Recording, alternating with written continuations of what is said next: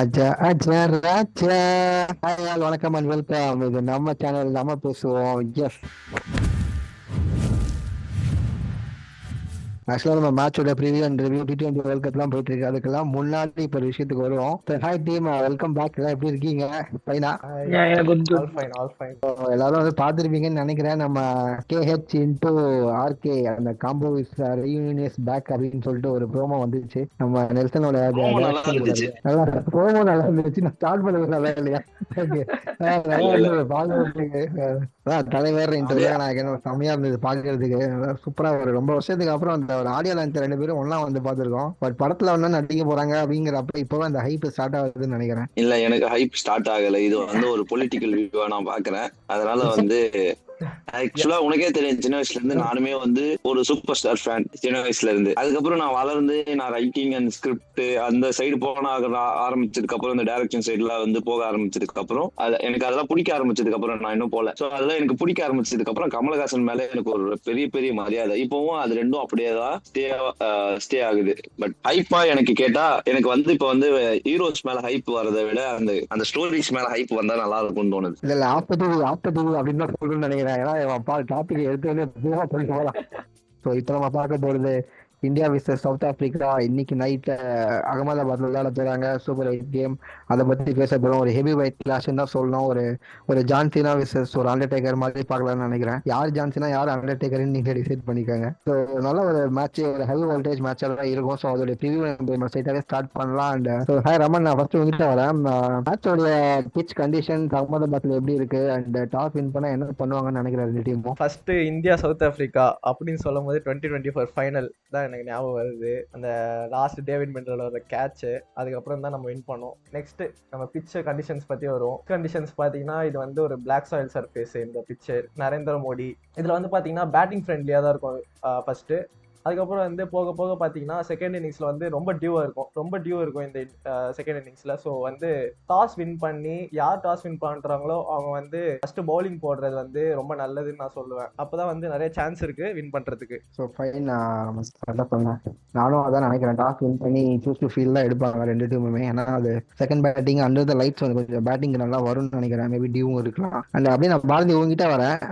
So நம்ம வந்து playing 11 கிட்ட 7 கிட்ட போகிறதுக்கு முன்னாடி நாளைக்கு மேட்ச்ல வந்துட்டு அபிஷேக் சர்மா இப்ப எல்லாருமே பேச ஆரம்பிச்சிட்டாங்க. என்னையா சஞ்சு சாம்சன் நம்ம இதானே பண்ணாரு, அவருக்கு மட்டும் டிராப் பண்றீங்க, முன்னாடி சுப்மன் கில்லும் இப்படிதான் முட்டை அடிச்சாரு, அவரை மட்டும் டிராப் பண்ணீங்க அப்படின்னு கேட்டுட்டு இருக்காங்க. ஸோ அபிஷேக் சர்மாவோட கேஸ் எப்படி பாக்குறேன்? எனக்கு தெரிஞ்சு நாளைக்கும் வந்துட்டு ஒரு மார்க்கம் அந்த மாதிரி தான் ஒரு பவுலரை வச்சு ஸ்டார்ட் பண்ணுவாங்கன்னு நினைக்கிறேன் அவங்க சைட்ல இருந்து. ஸோ எப்படி பாக்குற அபிஷேக் சர்மாவோட அப்படியே சின்னவா இருக்கணும்? இல்ல, அபிஷேக் சர்மாக்கு இந்த சூப்பர் 8 ஃபுல்லாவே சான்ஸ் தருவாங்க, தரணும் தான் நானும் நினைக்கிறேன். சுமன் கில்க்கும் நிறைய லாங் ரன் கொடுத்து தான் டிசைட் பண்ணாங்க. அதே மாதிரி வந்து சஞ்சு சாம்சனுக்குமே வந்து ஒரு ஃபுல் சீரீஸ் கொடுத்தாங்க. அண்ட் தென் அதுக்கு முன்னாடியும் மேட்சஸ் கொடுத்தாங்க. ஸோ அதே மாதிரி எனக்கு தெரிஞ்சு அபிஷேக் சர்மாக்கும் இந்த சூப்பர் 8 ஃபுல்லாவே சான்ஸ் கொடுப்பாங்கன்னு நினைக்கிறேன். ஸோ சூப்பர் 8லயும் அவர் வந்து ரன்ஸ்க்கு போகல அப்படின்னா தான் நெக்ஸ்ட் வந்து சஞ்சு சாம்சனுக்கே போலாமா அப்படிங்கறத திரும்ப ரீதிங்க் பண்ணுவாங்க. அது வரைக்கும் இப்போதைக்கு அந்த பிளேயிங் ஸ்டார்டிங் அந்த டூல வந்து எந்த சேஞ்சஸுமே இருக்காது. ஓகே, ஸோ அந்த அப்ரோச் எப்படி பாக்குறேன்? என்னன்னா இப்போ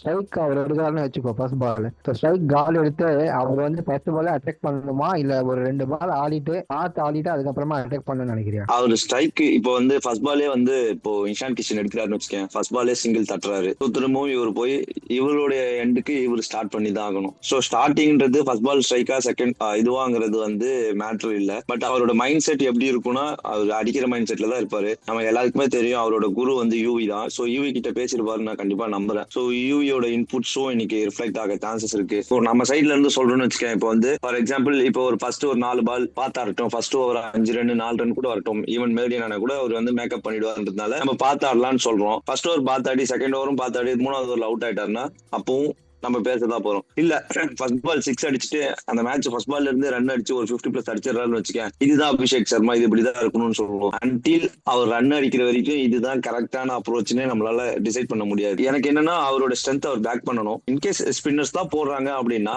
ஸ்ட்ரைட் ஆடலாம். ஸ்ட்ரைட்டும் அவரால் capable to hit out of the ground. So அந்த இடத்துல அவர் ஸ்ட்ரைட்ல ஆடும்போது அவர் கண்டிப்பா விக்கெட் கொடுக்க போறது இல்லை. ஸோ அவர் ஸ்ட்ரைட்ல ஆடினா அவருக்கு தேவையான ரன்ஸும் வந்துடும், அதுக்கேற்ற மாதிரி அட்ஜஸ்டும் ஆக்கிவார். அதுக்கப்புறம் கிராஸ் பேட்ஸ் ஆடலாம். சொல்லலாம். ஓகே. ஸோ சரண், நான் அப்படியே உங்ககிட்ட வரேன். சரண், பிளேயிங் 11 ரெண்டு டீமுக்கும் பெஸ்ட்டாக சேஞ்சஸ் இருக்காதுன்னு பாரதி சொல்றாரு. ஓகே, அது அந்த மாதிரி தான் இருக்குமா, இல்லை ஏதாச்சும் சேஞ்சஸ் எக்ஸ்பெக்ட் பண்றியா கொண்டு வருவாங்க அப்படி? ஃபர்ஸ்ட் ஆஃப் ஆல் நான் ரெண்டு டீமுமே பாத்தீங்கன்னா ஒரு கம்ப்ளீட் டீமா பார்க்கலாம். இன்ஃபேக்ட் சவுத் ஆப்பிரிக்கா வந்து நம்ம லாஸ்ட் வீடியோலயே சொன்ன மாதிரி ஒரு 100% ஒரு complete team, batting, bowling, fielding அப்படின்னு பார்த்தோம்னா ஒரு கம்ப்ளீட் டீமா சவுத் ஆப்பிரிக்கா அப்பயே நம்ம சொல்லி ப்ரைஸ் பண்ணியிருந்தோம். அண்ட் நவ் நம்ம இப்போ லாஸ்ட் மேட்சஸ்லாம் லீக்லயுமே வந்து 4 ஆஃப் வின்ல தான் ரெண்டு டீமுமே வராங்க. ஸோ அவங்களோட பிளேயிங் லெவன்ல எந்த ஒரு சேஞ்சஸுமே இருக்காது மேக்ஸிமம். ஸோ நமக்கு எப்பயும் போல இஷான் கிஷானும் அபிஷேக் சர்மா ஓபன் பண்ண போறாங்க. இஃப் சஞ்சு சாம்சன் பத்தி நீங்க கேட்டீங்கன்னா அது சூரியகுமார் யாதவ் கிட்ட இன்டர்வியூல பிரஸ் மீட்ல கேட்டிருக்காங்க, ஏன் நீங்க சஞ்சு சாம்சனை வந்து நீங்க சூப்பர் 8ல ட்ரை பண்ணலாமே அப்படின்னு கேட்டதுக்கு வந்து சூரியகுமார் என்ன சொல்றாருன்னா, நீங்க யாரை வந்து டிராப் பண்ணிட்டு சஞ்சு சாம்சன் ஆட சொல்றீங்க அப்படின்னு கேட்டதுக்கு, அபிஷேக் சர்மாவை டிராப் பண்ணுவீங்களா, அது முடியாது, கண்டிப்பா ஒரு சான்ஸ் கொடுக்குற மாதிரி.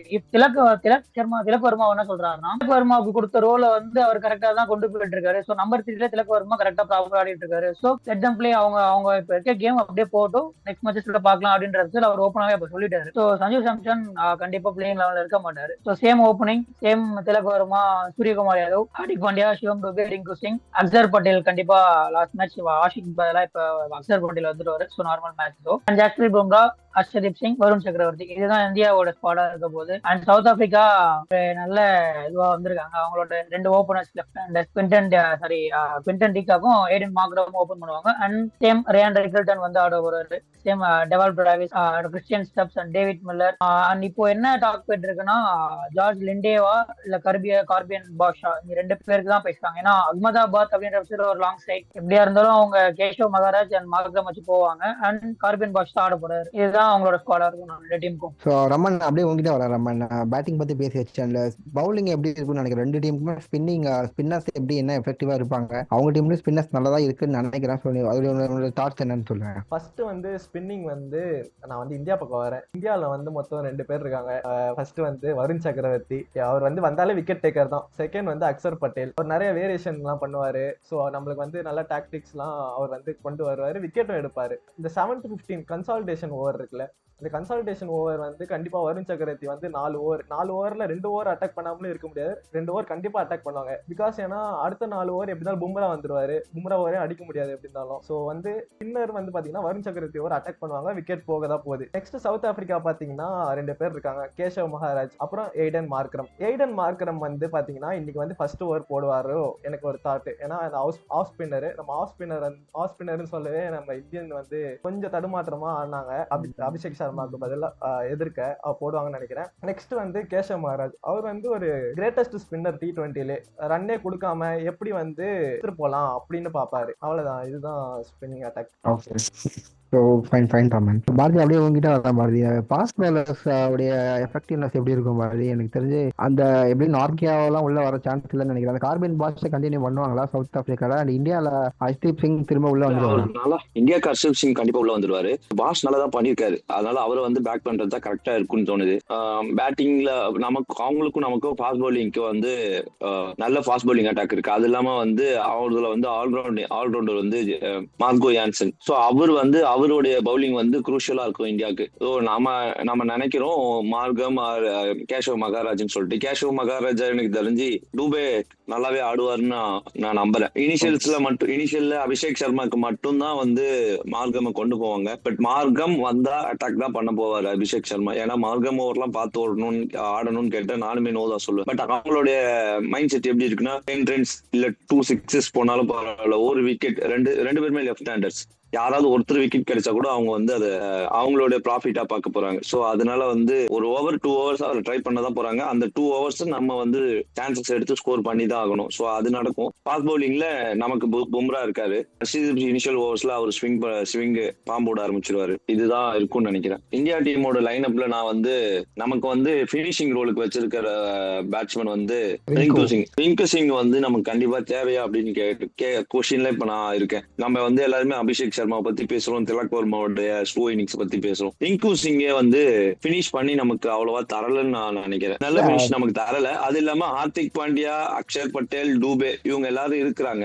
இதுலயே வந்து நான் வந்து சிவம் டூபேவை ஹார்திக் பாண்டியாவே பினிஷர் தான் பாக்குறேன். ஸோ இவங்க 2 பேர் இருக்கும்போது எனக்கு ரிங்கு சிங் வேணுமா? அதுக்கு பதில் வந்து வாஷிங்டன் சுந்தரோட போலாம். வாஷிங்டன் சுந்தரோட போகிறதுனால என்ன அட்வான்டேஜ்னா, ஒரு 2 ஹவர்ஸ் எங்க வேணாலும் நம்ம வந்து யூஸ் பண்ணிக்கலாம் வாஷிங்டன் சுந்தர். ஏன்னா அவங்க சைட்ல லெஃப்ட் ஹேண்டர்ஸ் எத்தனை பேர் இருக்காங்க? குவிண்டன் டிகாக்கு, அண்ட் தென் வந்து வினோத் யாரு, ரிக்கல்டன் லெஃப்டா, Quinton de Kock, Rickelton, Miller. So இந்த மாதிரி மூணு பேர் வாஷிங்டன் சுந்தர் யூஸ் பண்ணலாம். 1 or 2 ஹவர்ஸ் பவுலிங் ஆப்ஷன்ஸ் கிடைக்கும். சோ அது இல்லாம அவருடைய ஓவரால் ஸ்ட்ரைக் ரேட் எடுத்து பார்க்கும்போது பினிஷிங்ல வந்து அவர் 90க்கும் கீழே தான் அவர் வந்து ஆடி இருக்காரு. சோ அது இல்லாம ஒரு மேட்ச்ல லாஸ்ட் மேட்ச்க்கு முதல் மேட்ச்ல வந்து 8 பாலுக்கு 1 ரன் ஆடினார் இல்லையா? அதுதான் வந்து அவரோட ஸ்ட்ரைக் ரேட் ரொம்ப ரெடியூஸ் பண்ணிருக்குன்னு நான் நினைக்கிறேன். சோ அந்த இடத்துல வாஷிங்டன் சுந்தர் விளையாடினா நமக்கு வந்து இன்னும் அட்வான்டேஜா இருக்கும். Washington Sundar also can bat. நம்ம ஒரு தடவை பார்த்திருக்கோம் சவுத் ஆப்பிரிக்கா சீரீஸ்ல பவுன்சர் போட்டு எல்லாரும் அவுட் ஆகும்போது நல்லா பினிஷ் பண்ணி குயிக் ஃபயரா ஒரு 45 or 50 அடிப்பாரு. ஸோ அதனால வாஷிங்டன் சுந்தரை ட்ரஸ்ட் பண்ணலாம் இன்னைக்கு.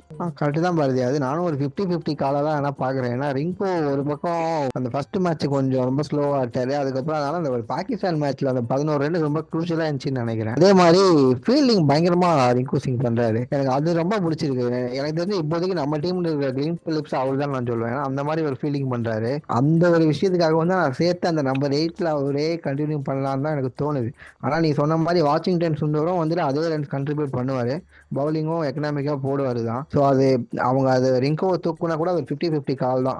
வாஷிங்டன் சுந்தர் விளையாட வைக்கிறதும் தப்பு கிடையாது தான். ஸோ நல்ல ஒரு 100% கேம் போகுது அப்படின்னா ஃபைனல்ல ஒரு டவுன் ஆர்டர் பேட்ஸ்மேன், ஒரு கம்ப்ளீட் பேட்ஸ்மேன் இருக்கிறது ஒரு சேஃபா தான் பாக்குறாங்க. அதனாலதான் ஒரு ஆட வைக்கிறாங்களோ இருக்கும். ஏன்னா இப்போ வாஷி வந்தாலுமே இந்த ஃபர்ஸ்ட் பால்ல இருந்து ஹிட் பண்ணும் அப்படின்னு அவரால் சொல்ல முடியுமான்னு தெரியல. பட் ரிங்கு கேன் ஹிட் அந்த ஃபர்ஸ்ட் பால்ல இருந்து அவரால் ஹிட் பண்ண முடியும். அப்படி பார்த்தாலுமே ஒரு கம்ப்ளீட் பேட்டரா ரிங்கு இருக்காரு. அப்படி பாக்குறப்போ ஒரு அண்டர் பிரஷர் கேம் வந்துருச்சு, டக்கு டாப் ஆர்டர் டவுன் ஆடல அப்படின்னா நம்ம லாஸ்ட்ல ஒரு பேட்ஸ்மேன் இருக்கலாமே அப்படின்ற ஷோர்ல இந்தியா எடுத்துட்டு போவாங்கன்னு தான் தோணுது. ஓகே, ஸோ அது ஒரு விஷயம் அவங்க என்ன பண்றாங்கன்னு பார்க்கணும். ஸோ எனக்கு தெரிஞ்சு இப்போ ரிங்குவை கண்டினியூ பண்ணுவாங்க தான் நினைக்கிறேன். சூப்பர் எயிட்ஸ்ல மேபி நல்லா போலனா நெக்ஸ்ட் மேட்சஸ்ல மாத்த சான்ஸ் இருக்கு. அண்ட் ரமன், நீங்க யார் நினைக்கிற இம்பாக்ட் பிளேயர்ஸ் நாளைக்கு? ஒரு player from India and south Africa இன்னைக்கு. சாரி, இந்தியாவில் வந்து பாத்தீங்கன்னா இன்னைக்கு அபிஷேக் சர்மா, சவுத் ஆப்பிரிக்கால வந்து ஏடன் மார்க்ரம், இவங்க 2 பேர் தான் இம்பாக்ட் பிளேயர்ஸா இருக்க போறாங்க. கபிலா அடிப்பான்றியா இன்னைக்கு? அபிஷேக் சர்மா கபிலா தூக்கி அடிப்பாரு. Okay sir. சரண், நீ சொல்லு.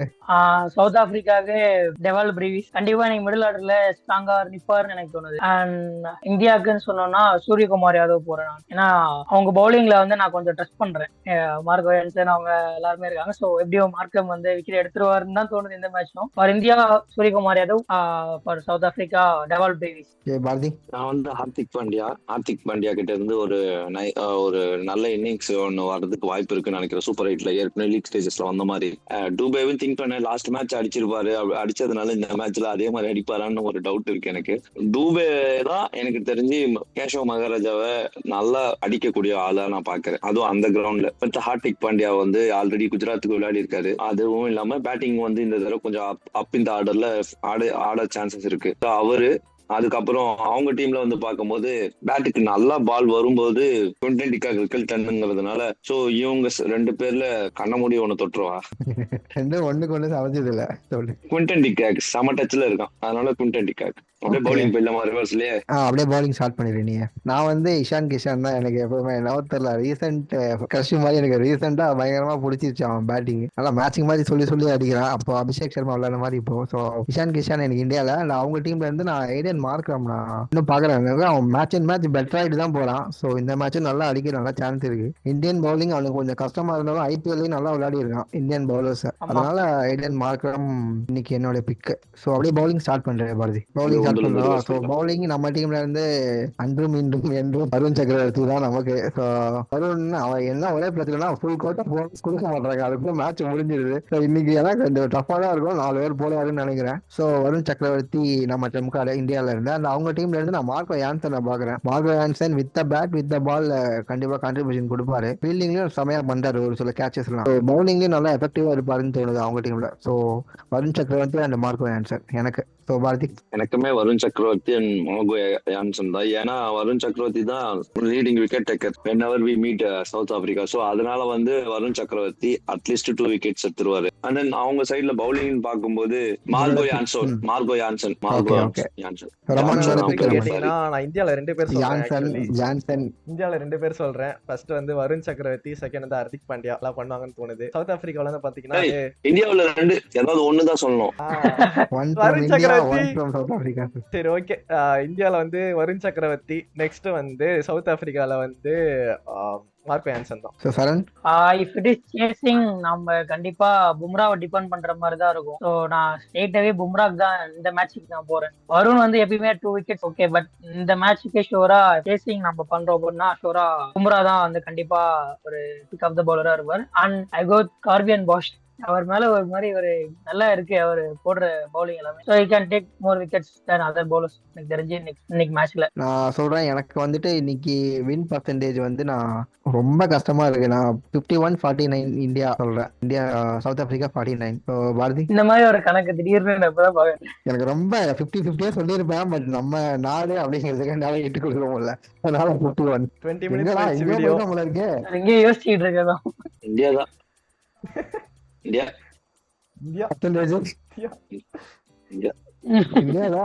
போதும் ஜெயிச்சா போதுன்ற எப்படியாவது தட்டு தடுமாறியாவது. எனக்கு என்னன்னா இந்த தடவை இந்தியா ஒரு மேட்ச் கூட லாஸ் பண்ணாம கப்பு ஜெயிக்கணும். இந்தியா நம்ம அப்படியும் நம்ம யூஎஸ் மேட்ச் தடுமாறினதே ஒரு திஷ்டியா பாத்துடலாம், அங்கேயே கழிஞ்சிச்சு அப்படின்னு அதையும் சொல்லலாம். ரமன் உன்னோட பிக், உன்னோட பர்சன்டேஜ் என்ன? India 60%, south Africa 40%. India chasing எடுத்தாங்கன்னா நான் ஒண்ணு சொல்லுவேன், இந்தியா இன்னைக்கு ஒன் சைடா ஜெயிக்கிறாங்க. ஒன் சைடா ஜெயிக்கிறாங்க பாருங்க. ஒரு ஒரு உள்ள போறாங்க. லெஃப்ட் சைடா ரைட் சைடா? ஒன் சைடா ஏதோ ஸ்ட்ரெயிட் சைடு தான் நேரா போறாங்க. நம்ம கிரிக்கெட் பத்தி பேசுறோம். சரி கிரிக்கெட் பத்தி பேசுறோம். ஆஃப் சைடா லெக் சைடா அந்த மாதிரி? லெக் சைடுல வச்சுக்கலாம் விடுங்க. ஒன் சைடு எல்லாரும் மிதிப்பாங்கன்ற எனக்கு அதுதான் ஒண்ணு. ஏன்னா ஒரே பயம் என்னன்னா இந்த பேட்டிங் பவுலிங் லைனப் வந்து இந்தியாவுக்கு நான் எட்ஜ் கொடுத்துருவேன். பேட்டிங் லைன் பார்க்கும்போது அவங்க ஒரு பர்சன்டேஜ் அவங்க அதிகமாக எனக்கு தெரியுது. அவங்களுடைய இம்பாக்ட் எந்த அளவுக்கு இருக்கும்னு நினைக்கும் போது என்ன இருந்தாலுமே ஹோம் கிரவுண்ட் அட்வான்டேஜ் ஒன் சைடா ஜெயிக்கிறாங்க இந்தியா இன்னைக்கு. என்னோட ப்ரெடிக்ஷன் ஓகே அப்படின்ற. ஸோ வெயிட் பண்ணி பார்க்கலாம் இன்னைக்கு மேட்ச் எப்படி போகுதுன்னு. எஸ், இந்த மேட்ச் முடிஞ்சதுக்கு அப்புறம் முடிஞ்ச சுட்டா நம்ம ரிவ்யூக்கும் வருவோம். ஸோ ரிவ்யூ பற்றி ரிவ்யூ வந்ததுக்கு அப்புறம் பேசுவோம். என்ன நமக்கு பேசினதுல ஒர்க் அவுட் ஆகிருக்கு, ஒர்க் அவுட் ஆகல, யார் வின் சைடு இருக்காங்க, லூசிங் சைடு இருக்காங்க, இன்னொரு டீம் அப்படின்னு. So S guys, so thank you guys and please to support us.